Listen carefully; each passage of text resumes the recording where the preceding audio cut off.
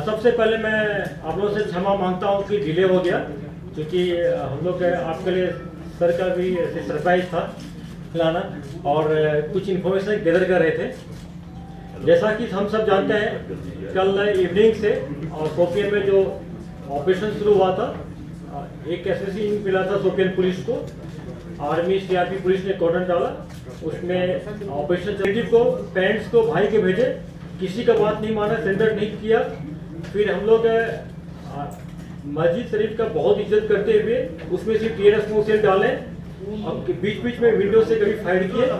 किसी भी है लोकल है, उसमें 2 HM का है, 1 LET का है, 2 AGH का है। और उसी टाइम में हम लोग को खबर मिला था कि आप मीडिया लोग भी एक बताए थे सोशल मीडिया पर कि जो इम्तियाज जो है AGH के चीफ वहां से फंसा हुआ है। फर्दर हम लोग उसको डेवलप किए तो पता चला कि इनिशियल कॉर्डन लगते लगते ग्रेनेड थ्रो करके 2 टेररिस्ट भागा है वहां से। जिस घर का इंफॉर्मेशन था उसको भी हम लोग पूछताछ किए। फिर उसके बाद हम लोग फर्दर इंड को डेवलप किए और खबर मिला कि नेबुक त्राल में एक ओपन ऑर्चर्ड में हाइडआउट है, वहाँ फंसे हैं। फिर वहाँ पर आर्मी और पुलिस सीआरपी जाके कॉर्डन डाली और इनकाउंटर हुआ, जहाँ पर कि 2 टेररिस्ट मारे गए। साथ के साथों टेररिस्ट के हाथ में AK-47 था, 2 पिस्टल एक्स्ट्रा था। इनके खिलाफ काफी केस दर्ज है। ये सिविलियन किलिंग इन्वॉल्व था। उसमें से इम्तियाज है एक जो था, जो सॉकल्ड अपने आप को AGH का चीफ मानता था। बुरहान कोका के मरने के बाद इसको चार दिया गया था। अब मैं कोर कमांडर सर को रिक्वेस्ट करता हूं कि आप लोगों से इंटरेक्शन करें। सर,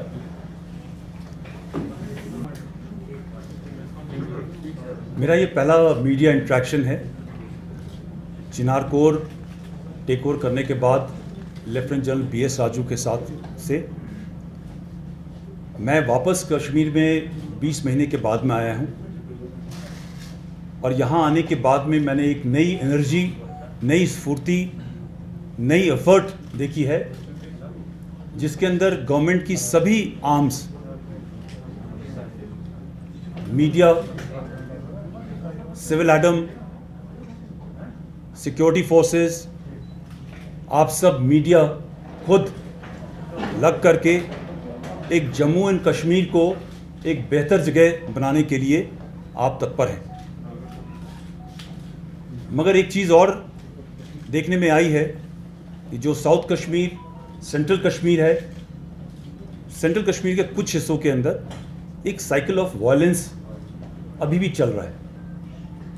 उसको कंट्रोल करने की काफ़ी कोशिश जारी है और मैं समझता हूँ कि इसकी तरफ एक हमें बेहतर सिटीज़न एंड सिक्योरिटी फोर्सेस की कैनेट की ज़रूरत है।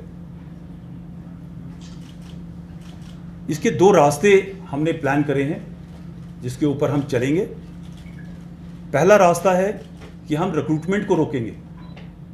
हमारी सारी कोशिश रिक्रूटमेंट को रोकने के लिए होगी और दूसरी कोशिश होगी जिसके दौरान जो नेटवर्क इस रिक्रूटमेंट को चलाता है, जो ये OGW का नेटवर्क है, सोशल मीडिया, ऑनलाइन मीडिया का सिस्टम है रिक्रूटमेंट का, रेडिकलाइजेशन का, हम उस पर ज़्यादा गौर करेंगे और कोशिश ये करेंगे कि इस नेटवर्क को निकाला जाए।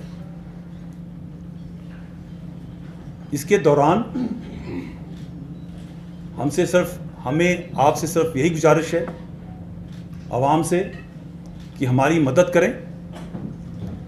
जो हमारे कश्मीरी बच्चे रेडिकलाइज करे जाते हैं, जो लोग रेडिकलाइज कर रहे हैं, उनसे उनको बचाएं।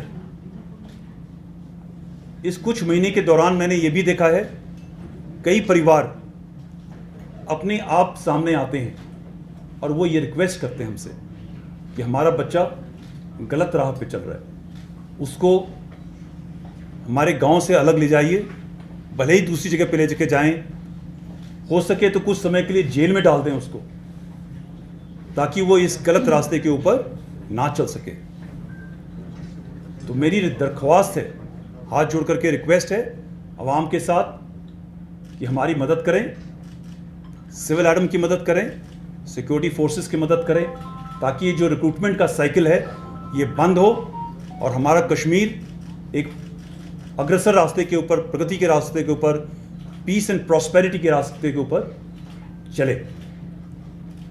मैं Jammu and Kashmir police led ये 24 घंटे के अंदर जो ऑपरेशन हुआ है, जिसमें 7 टेररिस्ट मारे गए हैं,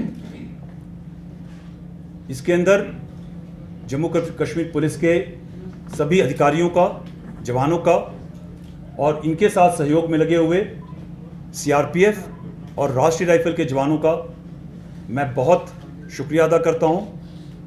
एक बहुत ही सेंसिटिव समय आया जब मस्जिद के अंदर, मस्जिद वो जगह है जहां पे इबादत करी जाती है, दुआएं मांगी जाती हैं, ऊपर वाले को याद किया जाता है।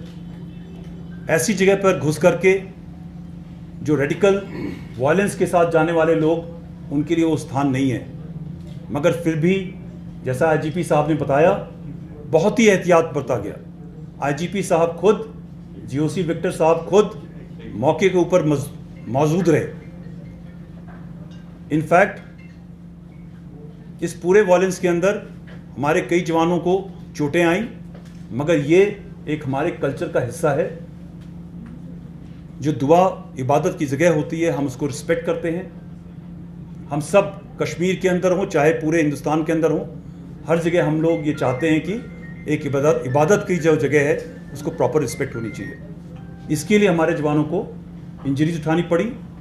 हमारे सभी जवान सेफ हैं, सारे ऑपरेशन को अच्छी तरह कंक्लूड करा गया है और मैं फिर से सभी सोल्जर्स को जो इस ऑपरेशन में इन्वॉल्व थे उनको मैं मुबारकबाद देना चाहता हूँ। अभी मैं जो ऑपरेशन की डिटेल है उसके बारे में बताने के लिए आईजीपी साहब को बताऊंगा और फिर रिक्वेस्ट करूंगा कि मौके के ऊपर कैसे ऑपरेशन हुआ उसके लिए हमारे जीओसी साहब जनरल राशिम बाली उसके बारे में जो स्पेसिफिक डिटेल्स हैं वो बताएं। तो मैं जीओसी साहब से रिक्वेस्ट करता हूं कि मैं आपको बहुत ही छोटे में शोपियां के बारे में बताता हूं। जैसा कि कोर कमांडर साहब बता ही रहे थे कि ये बहुत ही एक संजीदा सा ऑपरेशन था और जब से मैं यहाँ पर आया हूँ मैं आपको ये भी बताता रहा हूँ कि